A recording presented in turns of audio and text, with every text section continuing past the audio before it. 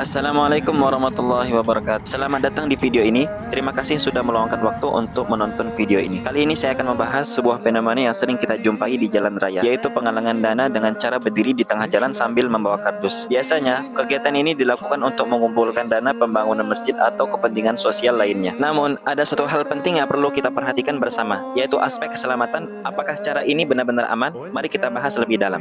Pertama-tama, saya ingin menekankan bahwa menggalang dana untuk kepentingan sosial adalah sesuatu yang sangat baik dan perlu didukung. Banyak masjid yang bisa berdiri berkat partisipasi masyarakat dalam berdonasi. Donasi dari pengguna jalan seringkali menjadi sumber dana yang sangat membantu, terutama bagi masjid yang masih dalam tahap pembangunan. Tradisi saling membantu ini mencerminkan kepedulian dan kebersamaan dalam masyarakat. Dengan adanya penggalangan dana, semakin banyak orang yang ikut berkontribusi dalam membangun fasilitas ibadah dan sosial. Namun, di balik niat baik ini ada aspek lain yang perlu kita pertimbangkan, yaitu faktor keselamatan.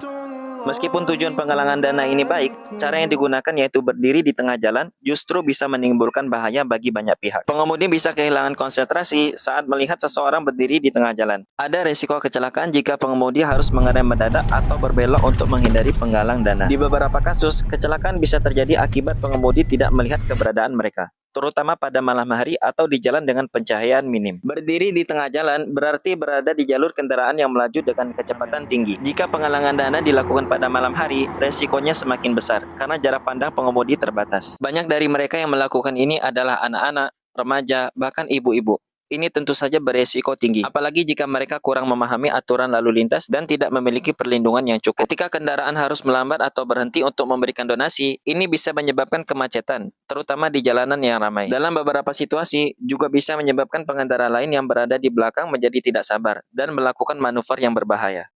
Menggalang dana untuk pembangunan masjid dan kepentingan sosial tetap harus didukung. Namun, kita perlu mencari cara yang lebih aman dan efektif. Berikut beberapa cara alternatif yang bisa kita lakukan. Daripada berdiri di tengah jalan, penggalangan dana bisa dilakukan di tempat yang lebih aman, seperti di halaman masjid, pasar, ataupun tempat keramaian lainnya. Dengan cara ini, orang-orang tetap bisa berdonasi tanpa harus mengorbankan keselamatan. Saat ini, sudah banyak platform penggalangan dana online yang bisa digunakan. Dengan menggunakan media sosial, masyarakat bisa diajak berdonasi tanpa perlu turun ke jalan. Selain lebih aman, metode ini juga bisa menjangkau lebih banyak orang dalam waktu yang lebih singkat. Penggalangan dana bisa dilakukan melalui organisasi atau lembaga yang memiliki izin resmi. Dengan adanya transparansi, masyarakat juga akan lebih percaya untuk berdonasi. Beberapa masjid juga memiliki rekening khusus yang bisa digunakan untuk menerima donasi secara langsung. Mengadakan bazar ataupun kegiatan sosial lainnya bisa menjadi cara yang lebih kreatif untuk mengumpulkan dana. Dengan konsep yang menarik, lebih banyak orang yang tertarik untuk berpartisipasi. Kita semua tentu ingin mendukung penggalangan dana untuk kepentingan sosial, terutama untuk pembangunan masjid. Namun, kita juga harus memastikan bahwa cara yang digunakan tidak membahayakan siapapun. Mari bersama-sama mencari cara yang lebih aman dan efektif dalam berdonasi, sehingga niat baik ini bisa tetap berjalan tanpa menimbulkan resiko kecelakaan ataupun gangguan lalu lintas. Terima kasih sudah menonton video ini. Jangan lupa like, share, dan follow agar tidak ketinggalan video terbaru dari saya. Jika kalian punya pendapat ataupun pengalaman tentang hal ini, silakan tulis di kolom komentar.